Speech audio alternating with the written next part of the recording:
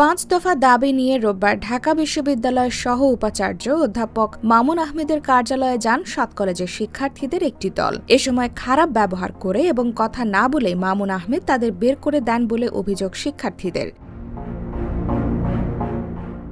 এ ঘটনায় রোববার সন্ধ্যায় রাজধানীর সায়েন্স ল্যাব মোড় অবরোধ করেন 7 কলেজের শিক্ষার্থীরা। সেখান থেকে রাত 10:30টার দিকে মিছিল নিয়ে যান ঢাকা বিশ্ববিদ্যালয়ের সহ উপাচার্যের বাসভবনের দিকে। নীলক্ষেত মোড়ে পৌঁছালে মিছিলটি ঢাকা বিশ্ববিদ্যালয়ের শিক্ষার্থীদের মুখোমুখি হয়। মুহূর্তেই ছড়িয়ে পড়ে দুই পক্ষের উত্তেজনা। শুরু হয় ধাওয়া পাল্টা ধাওয়া, যা এক পর্যায়ে রূপ নেয় সংঘর্ষে। ঘটে ইট পাটকেল নিক্ষেপ ও অগ্নিসংযোগের মতো ঘটনা। দফায় দফায় সংঘর্ষ চলে রাত 3টা পর্যন্ত।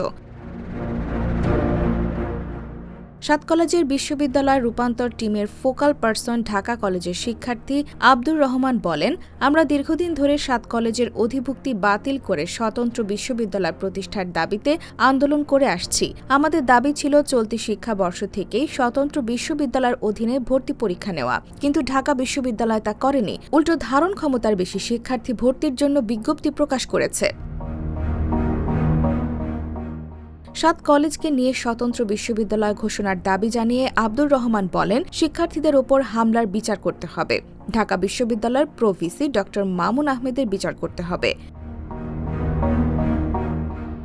ছাত্রদল বলছে, এমন পরিস্থিতি কোনোভাবেই কাম্য নয়। বর্তমানে উদ্ভূত পরিস্থিতিতে শিক্ষার্থী, কলেজ এবং বিশ্ববিদ্যালয়ের মধ্যে আলাপ আলোচনার মাধ্যমে শান্তিপূর্ণভাবে অতি দ্রুত সমস্যার সমাধান করতে হবে। সহিংসতা সমাধানের পথ রুদ্ধ করবে। সকল প্রতিষ্ঠানের শিক্ষার্থীদেরকে শান্তি বজায় রাখার আহ্বান জানান ছাত্রদলের সাধারণ সম্পাদক।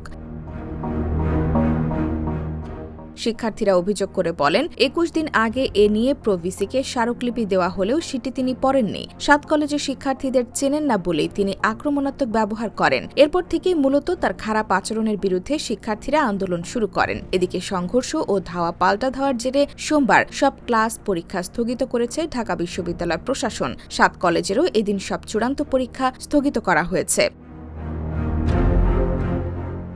IBTV USA, new York.